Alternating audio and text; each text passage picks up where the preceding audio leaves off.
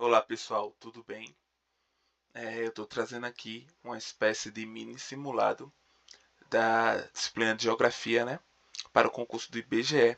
Na verdade não é um concurso, né, é um processo seletivo simplificado, um PSS, dos cargos de APM e SQC, né, para quem vai fazer agora no início desse ano de 2026. É uma ótima oportunidade. Então, pela dificuldade de trazer questões da FGV, né? Que eu acho que todos vocês que estão estudando já procuraram em site de questões e viram que há poucas questões disponíveis. Eu peguei algumas questões de geografia da banca VUNESP, uma banca de um grau de dificuldade bem similar ao da FGV, né? Que é bem mais elevado do que o da banca do concurso de 2023 do IBGE, né? Foi o BFC, que é uma banca de nível muito fácil, que todo mundo viu na prova dos Correios, que qualquer um, sem estudar, faz. Então eu trouxe aqui 12 questões de concursos anteriores da banca VUNESP, só de geografia, e vamos aqui resolver juntos. Vamos lá. A primeira questão. Observe o mapa a seguir. Tem o mapa do Brasil, né, com algumas informações, classes de quantidade de tonelada. Aí em cinza, área de menor produção, de 1 a 1.550 toneladas, área de produção maior, na cor preta, né, de 6.201 toneladas a 770 e 138 mil toneladas, e meio que rachurado o limite da floresta amazônica contínua. Aí vem o enunciado, né? O conteúdo do mapa apresenta a distribuição espacial de uma importante cultura agrícola brasileira, que também se destaca como produto de exportação. Trata-se, então a questão quer saber qual é a cultura, né, que é produzida nessas áreas, que está informada pelo mapa, e ela também é um produto de exportação, né? Uma commodity, então. Aí a letra A diz que é a cana-de-açúcar. Não se trata da cana-de-açúcar, porque a cana-de-açúcar, historicamente, né, ela é produzida aqui nessa região do Nordeste Oriental, né, na zona da Mata Pernambucana, Alagoana e Paraibana, sobretudo. Mas recentemente, nas últimas décadas, né, quem lidera a produção da cana-de-açúcar é o interior de São Paulo, né, do estado de São Paulo. Então não pode ser a cana-de-açúcar. Aí vem a letra B, a soja, que justamente é a resposta correta, né? Porque a soja começa a produção aqui no Rio Grande do Sul, no norte do Rio Grande do Sul, né?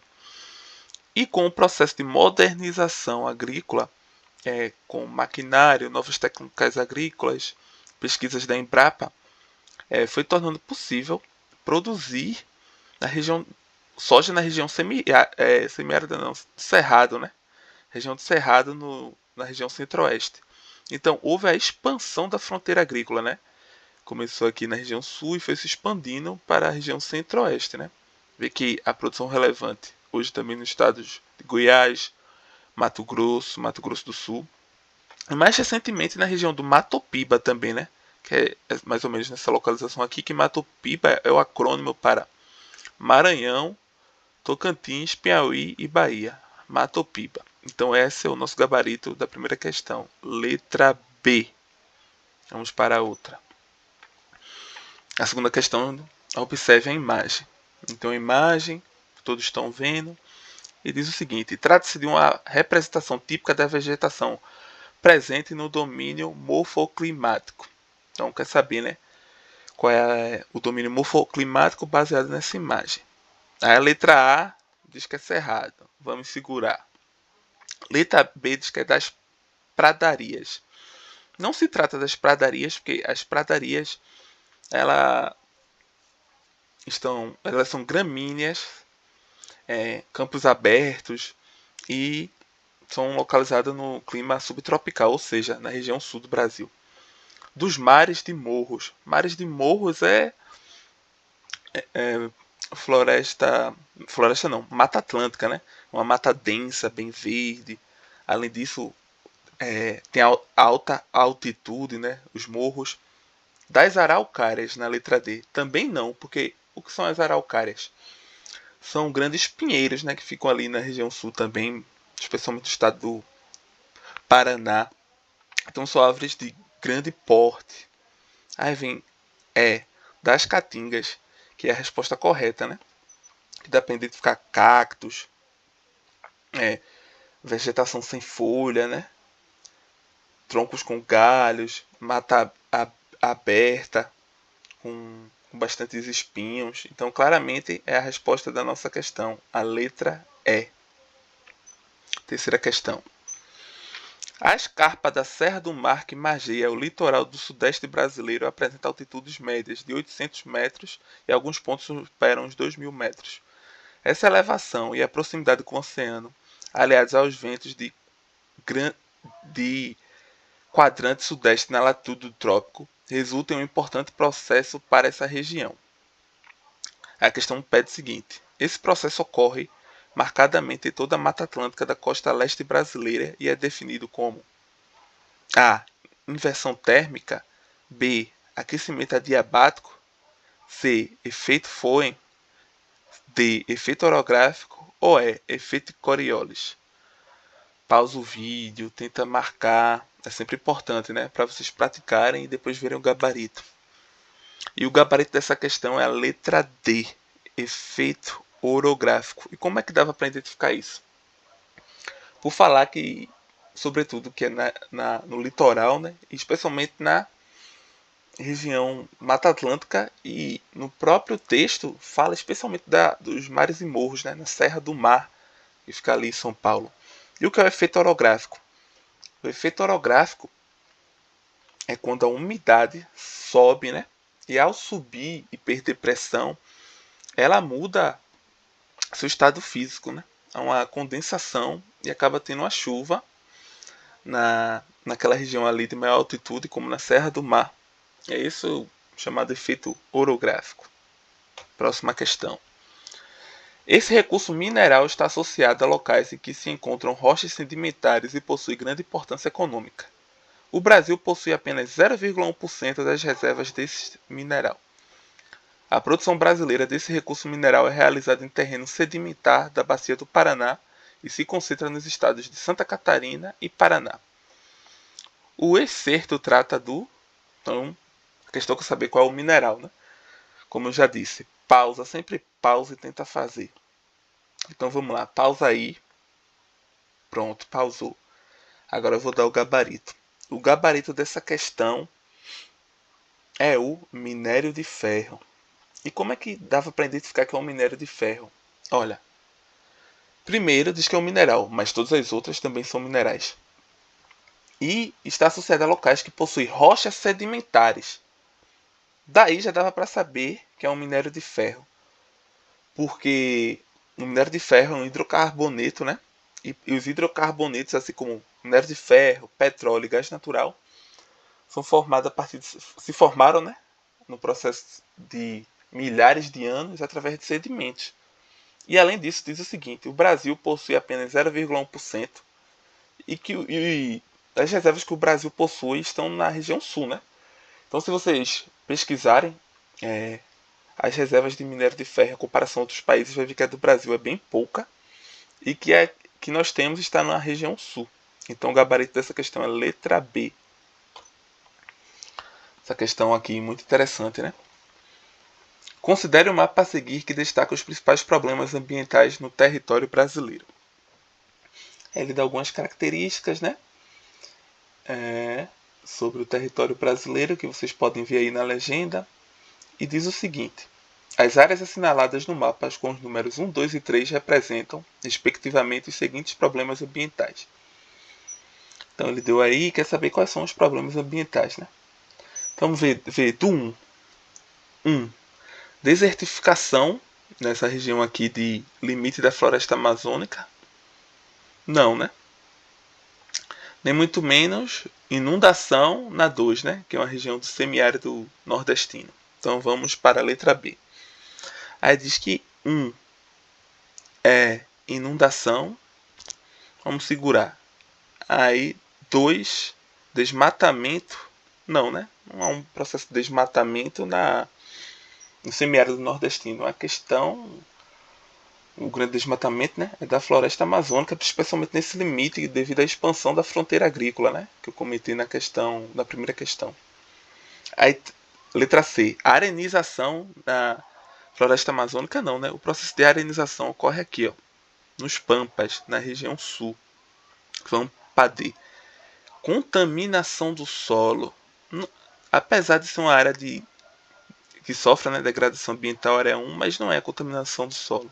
Então a resposta é a letra E, né? Porque é exatamente o que eu comentei. A floresta amazônica sofre, né, nessa região aqui de limite de expansão da fronteira agrícola com desmatamento. Há o processo de desertificação, né, em algumas regiões do semiárido, que é semiárido, mas está se desertificando e virando a região árida em alguns pontos. E na 3, né, desabamento de encostas. Na 3, né, aquela região que sempre sofre, muitas vezes com chuvas ali em Petrópolis, naquela região ali das serras, né, no Rio de Janeiro. Então o gabarito dessa questão é a letra E. Vamos para essa próxima questão. A figura a seguir apresenta um recorte temático da população brasileira, destacando a distribuição territorial desigual de um grupo populacional, conforme Terry e Mello 2018. Tem esse mapa, né, do Brasil, só que com algumas deformações de área, e diz o seguinte: com base na análise da figura apresentada referente à distribuição populacional brasileira, é correto afirmar que ela representa o grupo 2. Então, uma deformação baseada em questões demográficas, né? Quanto maior determinada população está localizada em uma região, maior será a deformação, né? Dando a impressão de ter um maior volume ali. Letra A, pretos? Não, porque a população preta se localiza sobretudo na região de Salvador, né? Recôncavo Baiano. O Rio de Janeiro, o estado e a cidade também possui uma população preta bem significante. Aí B, imigrantes. Olha, você poderia até confundir imigrantes, né? Porque sabemos que o estado de Roraima ele recebe um grande contingente de imigrantes venezuelanos devido à crise humanitária da Venezuela desde 2014, né? Mas, ó, cidades bem populosas que também recebem muitos imigrantes, como São Paulo e Rio, não estão tão relevantes assim. São Paulo tem uma grande população da comunidade boliviana e outras, né? E aqui também há um destaque no Acre e nessa parte da Amazônia Oriental que não tem imigrantes, né?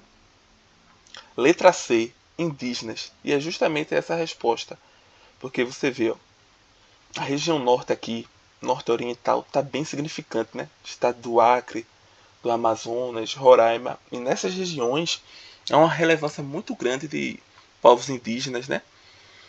Há até um debate público sobre as reservas indígenas. Então, esse é claramente o gabarito da nossa questão.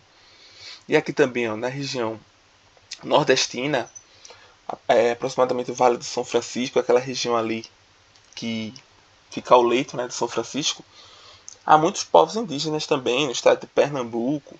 Então, esse é claramente o nosso gabarito. Letra C. Porque, ó, pardos.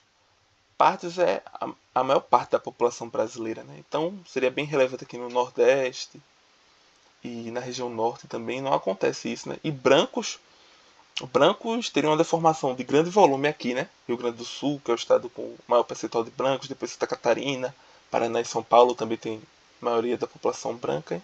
Então, nosso gabarito é a letra C, indígenas. Próxima questão.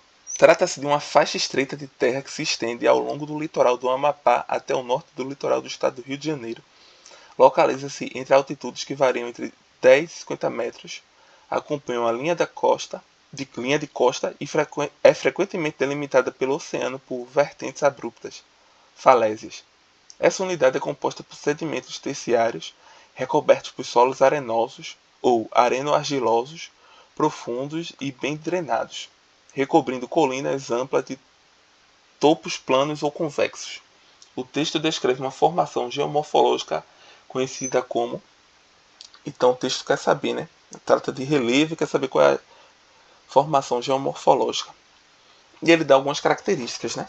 Diz que se estende, né, durante o nosso litoral, do Amapá ao Rio de Janeiro. Tem uma altitude um pouco maior que o nível do mar, né, e dá outras características. Então a letra A não pode ser, porque uma depressão ela tem altitude menor do que seu entorno, né? Planaltos residuais. Planalto no litoral. Não é nem ser no litoral, né? A altitude está muito baixa. O Planalto tem uma altitude maior, mais de 100 metros. Chapada. Chapada. Também não, né? Agora, a letra D, tabuleiros costeiros, é a nossa resposta, né? Porque no litoral, a planície, né? A nível do mar.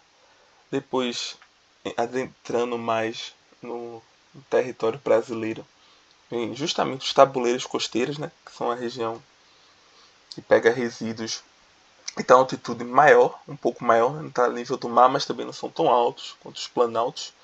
Então é justamente o gabarito da nossa questão. Tabuleiros costeiros. Outra questão de relevo, né?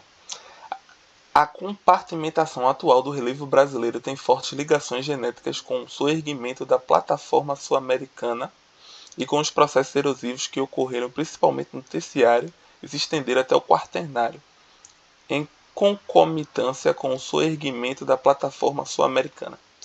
Nesse contexto, o relevo brasileiro apresenta três tipos de unidades geomorfológicas, que refletem suas gêneses e que são. Então, é uma questão relativamente fácil, então dão uma pausa e procurem responder agora.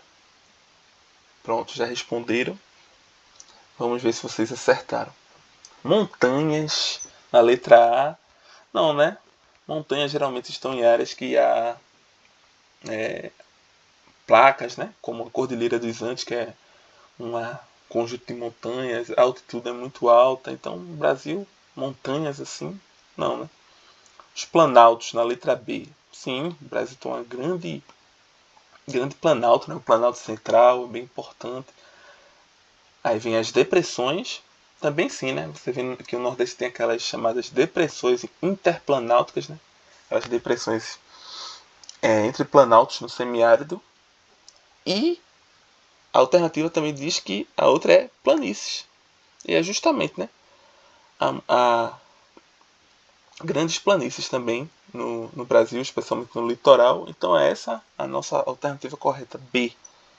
As três principais unidades geomorfológicas que refletem o relevo brasileiro são planaltos, depressões e planícies.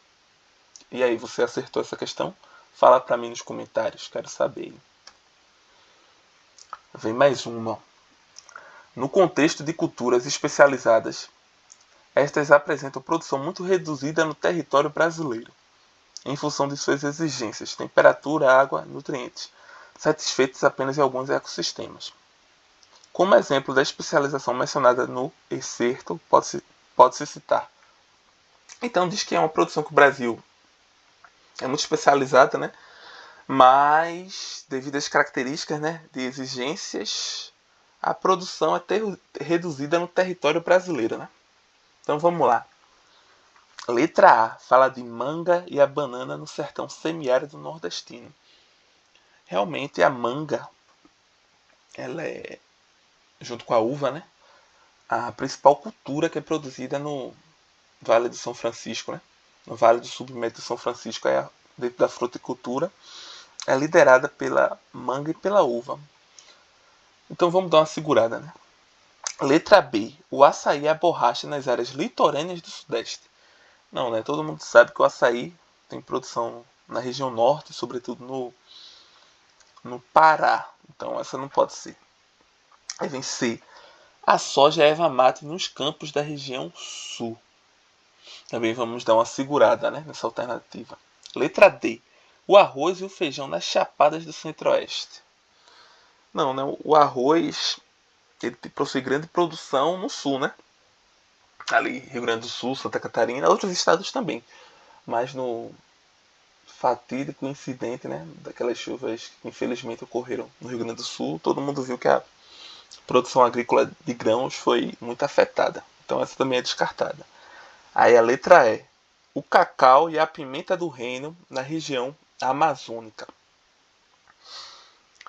É uma alternativa que tem bastante atenção, porque realmente o cacau e a pimenta do reino são produzidos na região amazônica, né? O cacau também é ali em parte da Bahia, mas a maior relevância é na região norte. E essas duas culturas foram que, ao serem introduzidas, né, na região norte, tiveram uma grande adaptação, né? Porque a região norte tem as características naturais, digamos assim, dessas duas culturas. Então, eu confesso para vocês que essa não é uma questão que eu tenho tanta segurança, mas a resposta é a letra E, justamente por essa explicação, né? Que o cacau e a pimenta, ela praticamente é produzida ali, com uma questão desdenunciada, né, reduzida no território brasileiro, e são duas culturas que, ao serem introduzidas na região norte, estavam com todas as exigências supridas, né? Então a resposta é a letra E, o cacau e a pimenta. Mas até agora, essa para mim foi a questão mais difícil desse simulado. Próxima questão, né? Observar um mapa. Essa aqui é muito parecida com a primeira questão, né? Que informa, né? Quase as mesmas informações, tem as legendas, né? Informando onde é que ocorre a produção, maior produção, uma produção menor, enfim. Com base na análise do mapa apresentado sobre a atividade agrícola no Brasil, é correto afirmar que ele se refere ao cultivo de. Então, mais uma vez, quer saber qual é o cultivo, qual é a cultura, né? Aí, vamos lá. A produção se concentra, né? Sobretudo na zona da mata do Nordeste Oriental, né? Dá pra ver que Pernambuco, Alagoas, Paraíba, uma parte também Sergipe, Rio Grande do Norte. E tem produção muito relevante aqui, ó, no interior de São Paulo. Então, eu acho que só com isso já dá para matar que é a cana de açúcar, a letra D. Porque a soja, como vimos na primeira questão, é sobretudo no centro-oeste, no Mato Piba e aqui, um pouco na região sul, né, norte de Rio Grande do Sul, e vai adentrando o centro-oeste. O arroz fica também aqui na região sul, Rio Grande do Sul, Santa Catarina e em outros estados, então não tem como ser. O feijão e o milho, eu acho que o feijão tem uma grande produção em Minas, São Paulo, mas não na zona da mata nordestina. O que mata é essa produção da zona da mata nordestina, né? E só de cara já dá para saber, porque historicamente é a cana-de-açúcar que é a cultura que lidera até hoje. Mesmo essa região não tendo mais tanta relevância, né? São Paulo tendo se tornado a ponta de lança, mas Pernambuco e Alagoas até hoje, na zona da mata, é muito relevante essa cultura do. Há vários engenhos na região. Engenhos não, né? Engenhos era no passado, período colonial, a partir do início do século XX, né? São as usinas. Vamos para outra questão. Trata-se do domínio morfoclimático brasileiro, onde ocorre a maior extensividade de formas homogêneas relativas de todo o Planalto brasileiro. Planaltos sedimentares cedem lugar, quase sem solução de continuidade, a outros de estruturas mais complexas, nivelados por velhos aplainamentos de cimeira, formando um grande planalto com altitudes médias de 600 a 1.100 metros. O texto descreve as características de qual domínio morfoclimático brasileiro. Essa tá fácil, hein? Então dá uma pausa no vídeo e responde, que eu quero saber se vocês acertaram. Comenta também. Comenta quantas acertaram. Se não acertou, faz parte. Aqui pode errar, porque vocês estão estudando e vão chegar bem afiados para a prova do IBGE. Então, agora eu vou dizer o gabarito, já que vocês já pensaram e puderam responder. Essa tá fácil, hein? Um planalto sedimentar brasileiro de grandes extensões. Vocês acham que é qual? Mares de Morros? Não, né? Mares de Morros fica ali, mais ou menos no litoral do Rio de Janeiro, né? Até o norte da região sul. Então, não é planalto, né? mares e morros, tá mais uma vez com a Mata Atlântica. Cerrado, dá uma segurada no Cerrado. Floresta Amazônica, não, né? Floresta Amazônica, Araucárias, na região sul ali, Mata das Araucárias, não. Caatinga, Caatinga tem muitas depressões interplanáuticas. Um grande planalto brasileiro está no Cerrado, né? Que é ali o nosso Planalto Central, onde fica o Distrito Federal. Então essa era fácil de matar, né? Quem já ouviu falar do Planalto Central, do Grande Planalto Brasileiro. Então é a letra B, Cerrado. A última questão, né? Deixa eu ver se essa era a última realmente. Nossa última questão. A 12ª. As razões da existência de um grande espaço de clima semiárido no Nordeste brasileiro são complexas. No inverno, células de alta pressão atmosféricas predominam no interior do Nordeste e dificultam a entrada de umidade vinda do oceano, trazida pela massa de ar de... Aí essa é uma alternativa que complementa corretamente a lacuna. Então, a questão quer saber o quê? Quer saber que massa de ar traz essa umidade, né? Que não consegue entrar no interior do Nordeste. E por isso há o semiárido, né? Então essa questão tem que saber quais são as massas de ar que interferem, né, no clima brasileiro. A princípio, essa questão você tem que saber quais são as 5 massas de ar, né? Tem a equatorial atlântica, equatorial continental, tropical atlântica, tropical continental e polar atlântica. Só que diz que vem do Nordeste. Então, vamos começar de baixo para cima, né? A equatorial continental, ela vem da onde? Ela vem ali do Amazonas e desce pelo centro-oeste até o sudeste, né? Apesar de sua massa equatorial continental, ela é úmida, mas ela não interfere através do litoral nordestino, né? Ela leva a umidade para o sudeste, né? Ela é muito importante para as chuvas da região sudeste. Polar Atlântica, essa aí também é úmida, só que vem da região sul ali, ou da Antártida ou da Patagônia, né? Pega a região sul, vai entrando, leva friagem. Ali quem é do centro-oeste sabe que quando tem friagem é porque a massa polar atlântica está presente. E essa é a única que só ocorre no inverno, né? Todas as outras ocorrem durante todo o ano no Brasil. Essa é só no inverno. Aí vem letra C, equatorial atlântica. A equatorial atlântica, ela também vem da região norte ali, né? Mais ou menos o litoral do Pará, Amapá, entrando para o continente. Então não tem como ser ela também. Aí tropical continental, também não. Tropical continental é a única que é seca, né? Que interfere no Brasil é seca, só que ela vem ali da região do Chaco, ou seja, vem daquela região ali do Paraguai, vinda da Bolívia, e entra no território brasileiro pelo centro-oeste. E a resposta é a letra A, tropical atlântica, né?